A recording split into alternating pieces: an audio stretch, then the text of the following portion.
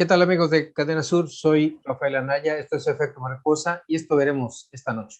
Tú has tocado un buen punto, Rafa, porque de hecho los detractores dicen que no hay cambio climático, ¿no? Que siempre ha Ujú. habido como estos cambios en el incremento de la temperatura o decremento, ¿no? Que ha habido variaciones de repente como muy rápidas, ¿no?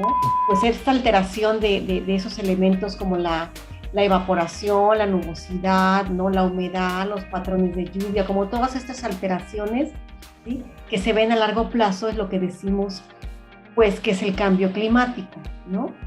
¿Y qué es lo que provoca actualmente pues este cambio climático? Son las actividades que venimos realizando nosotros, ¿no? El cambio climático afecta a la salud de manera directa cuando te expones, por ejemplo, a altas temperaturas, ¿no? Y te deshidratas o en casos extremos te da un golpe de calor, ¿no? Como sucedió durante esta ola de calor del 2003 en Europa, que provocó, por ejemplo, más de 15,000 muertes en exceso, ¿no? En Francia. Y hay otra forma que es la indirecta, ¿no? Ajá. Este es, por ejemplo, cuando la temperatura provoca descomposición de alimentos, te enfermas por una infección intestinal, ¿no? Vas al médico y esta enfermedad la asocias a lo mejor a los cambios estos en temperatura, pero de manera indirecta, ¿no? Pues otra vez buenas noches a todos. Como cada 8 días aquí en Efecto Mariposa tenemos un tema interesante, creemos nosotros, para la gente, para la, la comunidad, tanto local como a nivel estatal y nacional, porque es un tema en esta ocasión pues que nos involucra a los 7,000 millones de seres humanos que vivimos en este planeta. El tema es el deterioro en la salud de la población por el cambio climático, cómo disminuir sus efectos. Y para eso invitamos a una persona que yo estimo mucho, que quiero muchísimo desde que nacimos, ¿verdad? Porque bueno, somos casi familia. Es a la doctora en Ciencias y Salud Ambiental, Magali Hurtado Díaz. Hola Magali, ¿cómo estás? Hola Rafa, muy bien, muchas gracias. Y es un gusto estar aquí contigo. Gracias por la invitación y efectivamente nos conocemos desde niños y qué bueno encontrarnos en un foro como este. Claro, qué bueno que estamos aquí. Y pues en este tema que pues yo creo que es una cosa de la comunidad, que hay que invitar a la comunidad a reflexionar sobre este tema. Vamos a entrar de lleno en este asunto y es qué es el cambio climático y qué factores cómo fue que se determinó, cuéntanos un poco, cómo fue que se determinó que empezó a haber un cambio climático o como que teníamos que estar alerta sobre este deterioro del ambiente a partir de los factores que influyen en este cambio climático. Bueno, ¿cómo se determinó? Es porque ha habido un acelerado incremento de la temperatura en la Tierra en los últimos años, ¿no? Y eso se ha venido observando desde, yo creo que en las últimas 2 décadas, 3 décadas, ¿sí? Uh -huh. A diferencia de años anteriores, ¿sí? Igual había un calentamiento global, pero no era tan rápido, ¿no? Ok. ¿Y cuáles son los factores entonces que han influido o que determinan este cambio climático? El factor humano, el factor, no sé, como en este momento que está haciendo erupción un volcán en las Islas Canarias, me parece, en España. ¿Qué factores se han determinado para que exista este cambio climático? ¿Cómo hemos influido nosotros, vaya? Sí, tú has tocado un buen punto, Rafa, porque de hecho los detractores dicen que no hay cambio climático, ¿no? Que Uh siempre ha -huh. habido como estos cambios en el incremento de la temperatura o decremento, ¿no? Que ha habido variaciones de repente como muy rápidas, ¿no? Uh -huh. Como estas pequeñas eras de hielo, ¿no? Como estos pequeños incrementos, además de la temperatura en todas esas eras que nos enseñaron en la primaria, ¿no? Uh La -huh. cenozoica, mesozoica, ¿sí? Sí. Pero de lo que estaba muy asociado, por ejemplo, a esos incrementos en la prehistoria, pues eran, por ejemplo, esta emisión de gases de los volcanes, ¿no? Por ejemplo, que a diferencia de ahora, pues esta alteración de esos elementos como la evaporación, la nubosidad, ¿no? La humedad, los patrones de lluvia, como todas estas alteraciones, ¿sí? Que se ven a largo plazo, es lo que decimos pues que es el cambio climático, ¿no? Uh -huh. ¿Y qué es lo que provoca actualmente pues este cambio climático? son las actividades que venimos realizando nosotros, ¿no? Específicamente lo que llamamos nosotros estos gases de efecto invernadero, ¿no? Como el dióxido de carbono, ¿sí? Son los principales factores asociados al cambio climático. El dióxido de carbono, o sea, todas las actividades que realizamos, porque utilizamos un vehículo todos los días, hasta el tren que generado por energía eléctrica, todo esto, o sea, todo lo que, todas las actividades que realizamos están involucrados. Ahora, vamos a la parte bueno, que tú has estudiado mucho tiempo, ya muchos años. ¿Cómo afecta a la salud? ¿Cómo ha afectado a la salud de la población? ¿Ustedes qué han visto? Nosotros decimos, bueno, la ha afectado de diferentes formas. Nosotros decimos que hay, o lo dividimos básicamente en dos, ¿no? La manera que se afecta directamente y la manera que se afecta indirectamente, ¿no?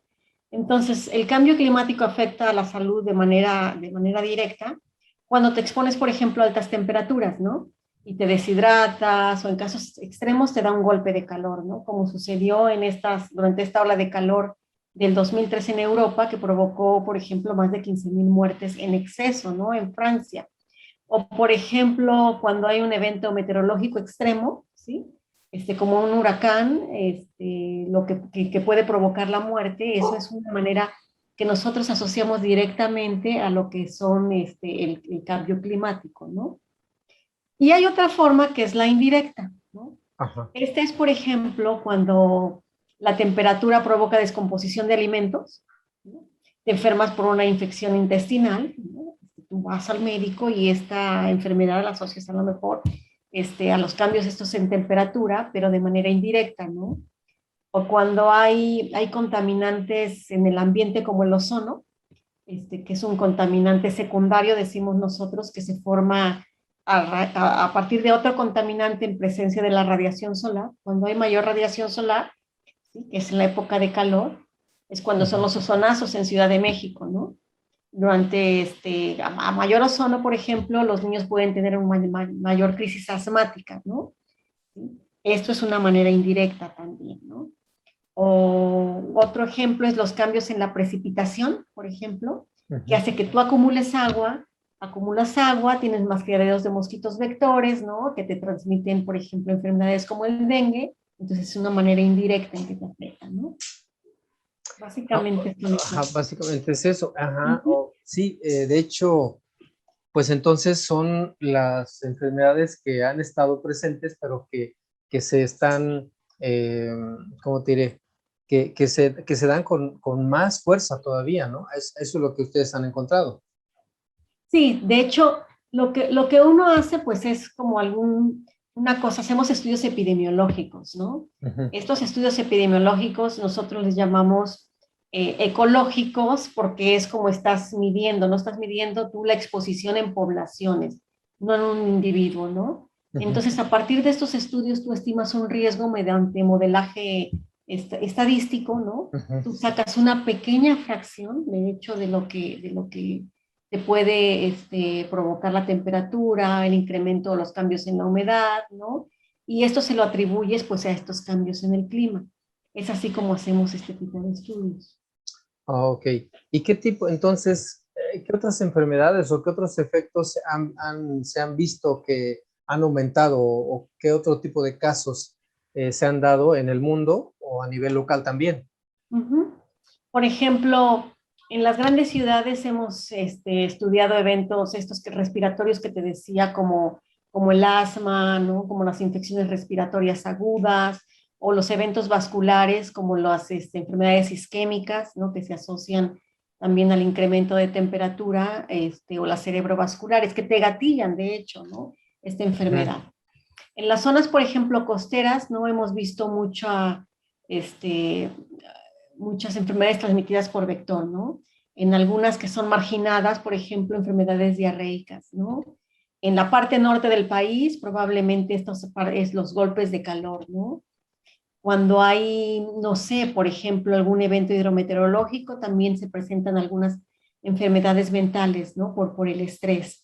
¿Qué otras hemos visto? Por supuesto que de las vector son varias, ¿no?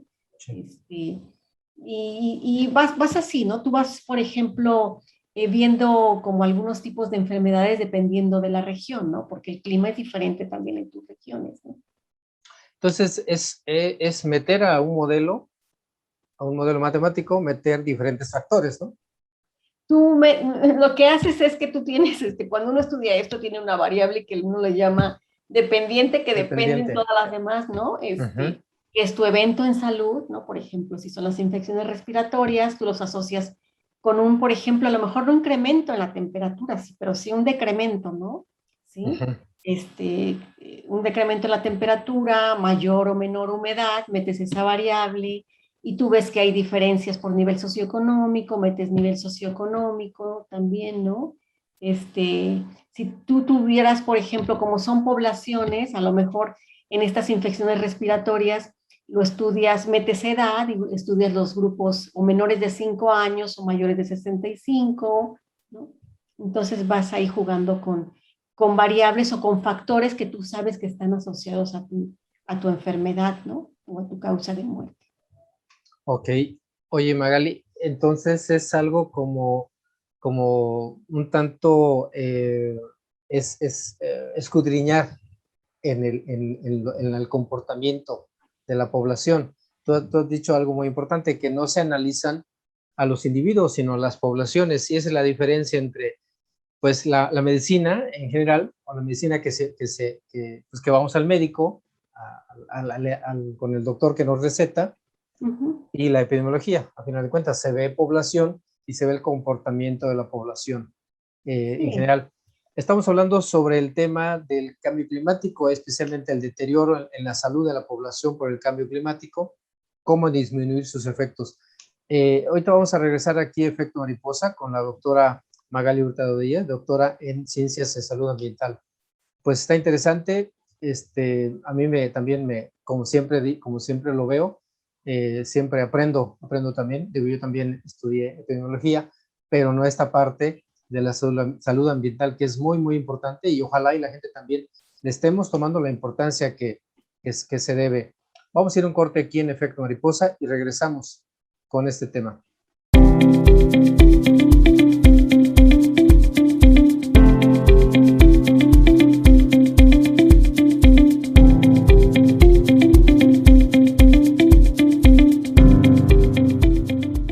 Cadena Sur Multimedios es el medio ideal para tu publicidad. Nuestras plataformas digitales llegan a más de 90,000 seguidores todos los días, con lo que te damos audiencia garantizada. Déjanos ayudarte. Llámanos o haz contacto con nosotros a través de nuestras diferentes redes sociales y de seguro tus ventas mejoran. Sintoniza todos los noticiarios y programas originales de Cadena Sur Multimedios a través de tu pantalla inteligente en nuestra dirección de YouTube. Si cuentas con una pantalla Smart, es muy sencillo. Solo entra a la aplicación de YouTube, busca nuestra dirección, Cadena Sur Noticias, a la hora de nuestros programas o a cualquier hora. Y listo, no te quedes fuera. Información y entretenimiento desde la comodidad de tu hogar con Cadena Sur Multimedios. Además, visita nuestras diferentes plataformas digitales. Cadena Sur Multimedios.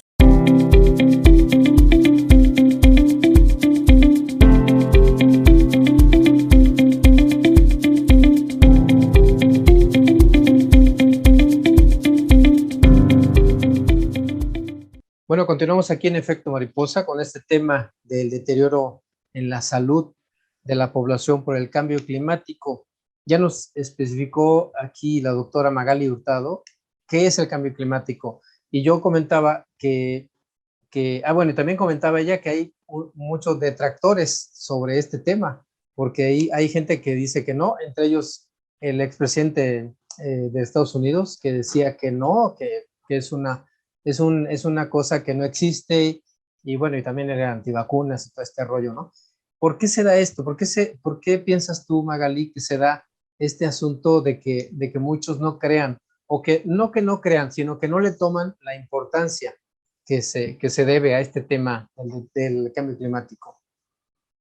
Este, yo creo que afortunadamente cada vez son menos detractores, ¿no? La evidencia, digo, cada vez es más sólida, ¿no? Evidencia científica de que ha habido cambios en el clima que se han presentado de manera acelerada. Digo, basta con que uno se meta, digo, en los registros, puede ser del Sistema Meteorológico Nacional, ¿no? que tenemos nosotros, pero si quieres tú puedes tener acceso a información que tiene la NASA o que tiene la NOAA, que es la Organización Oceánica y Atmosférica del Gobierno de Estados Unidos, que tiene información también de libre acceso, donde tú puedes ver, ¿no? Puedes ver este comportamiento que ha habido, por ejemplo, la temperatura en los últimos años, como les decía al inicio de esta charla, y que ha sido de manera más acelerada que en años previos. Ahora, ¿por qué estos detractores? También eso creo que lo platicábamos en esta primera parte, ¿no? De la charla, y tiene que ver con que siempre ha habido fluctuaciones, ¿no? En el planeta, ¿sí? Digo, nosotros vemos como estos mapas perdón, estas gráficas que se tienen de incremento, decremento de temperatura, y siempre hemos visto que se han presentado esas fluctuaciones. Lo que sí es que son, pues, de manera más acelerada, ¿no? ¿Sí?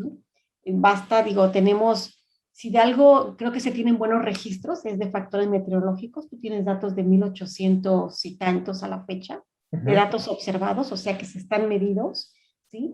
Con eso también se ha podido modelar, ¿no? Las variables climáticas en todo el mundo, y entonces sí se ha visto este aceleramiento del planeta. Ahora, yo te decía que había gases como el dióxido de carbono, pero son otros gases también que están presentes de manera natural, ¿no? Y eso hace que los detractores dicen, bueno, pues los gases de efecto invernadero están presentes de manera natural, ¿no? El dióxido de carbono, el metano, que es ese gas que están en los vertederos de basura, ¿no? Los hidrofluorocarbonos, que son estos gases que tenían los refrigeradores antes, ¿no? Los óxidos de nitrógeno, ¿sí? Pues están presentes de manera natural. Pero cuando se incrementan, ¿sí? Lo que hacen es que estos rayos que entran de radiación que entra en forma de rayos ultravioleta y se remite en forma de rayos infrarrojos, pues se quedan atrapados, ¿no? Y eso es lo que está haciendo que se caliente el planeta.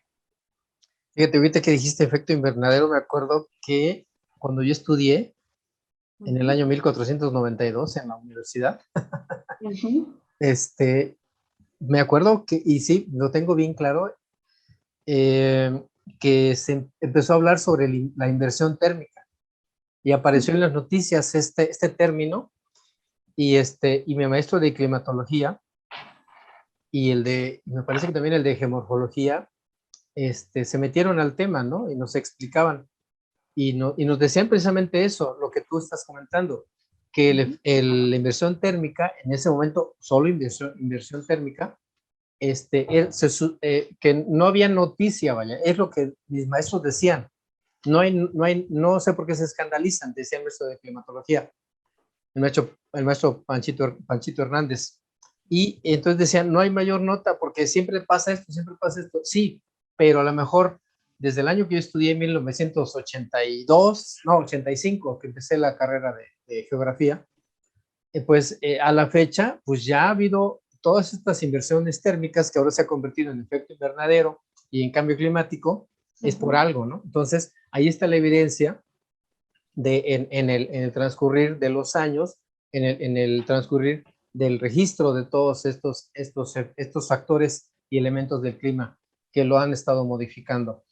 Ahora, te quiero preguntar, también mencionaste que ustedes hacen el análisis también por grupos socioeconómicos. Ahora también, aparte de esto, ¿a quiénes afecta más? ¿A qué grupos de personas afecta más? ¿A qué grupos sociales? ¿Qué grupos también de personas vulnerables? ¿Grupos de edad? No sé, ¿ustedes qué han encontrado? Por supuesto que hay diferencias, ¿no? En los grupos poblacionales a los cuales afectan este tipo de exposiciones ambientales, ¿no? Y por supuesto hay que los niños y los adultos mayores pues son más susceptibles de presentar daños a la salud, ¿no?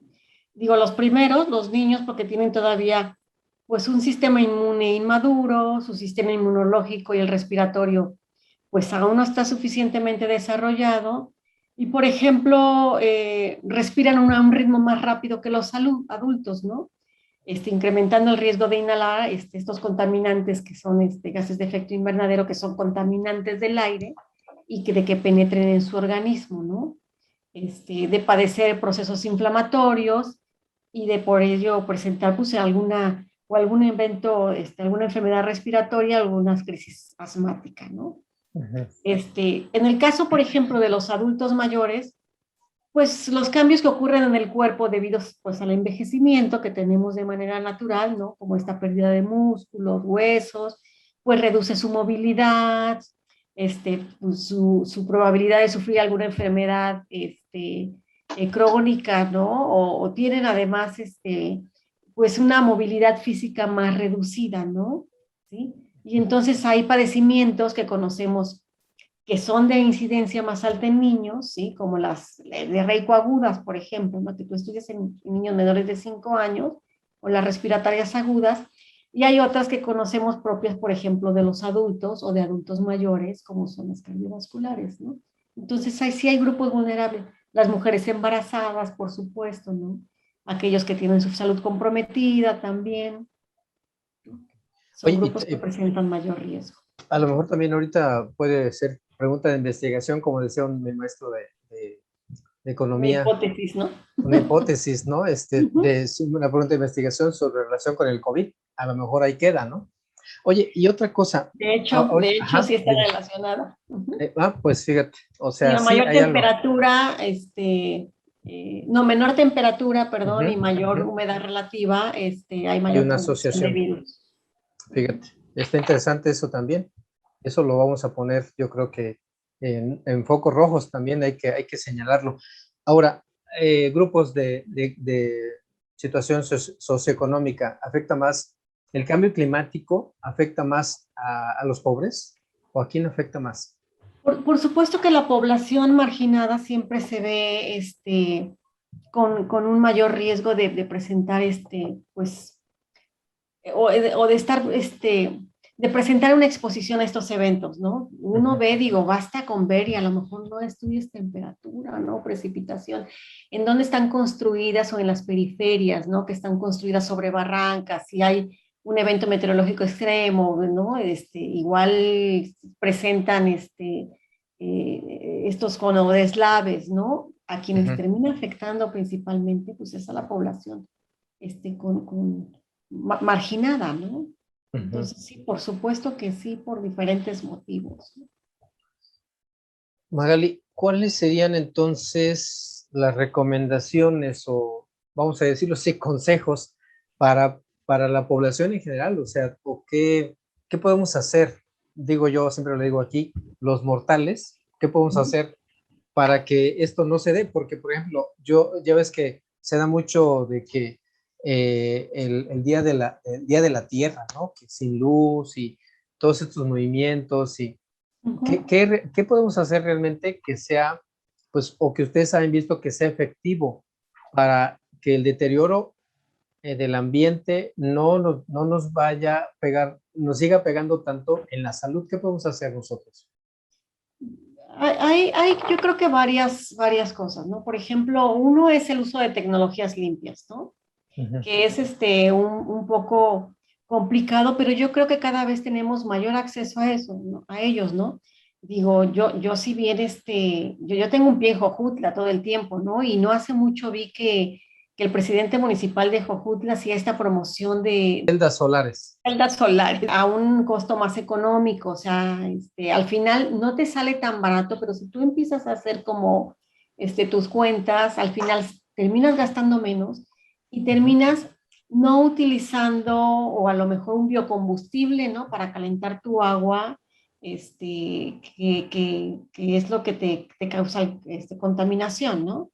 Entonces yo creo que eso es utilizar el transporte público. Yo sé que es muy complicado porque desafortunadamente en México en general no tenemos buen transporte público, ¿no?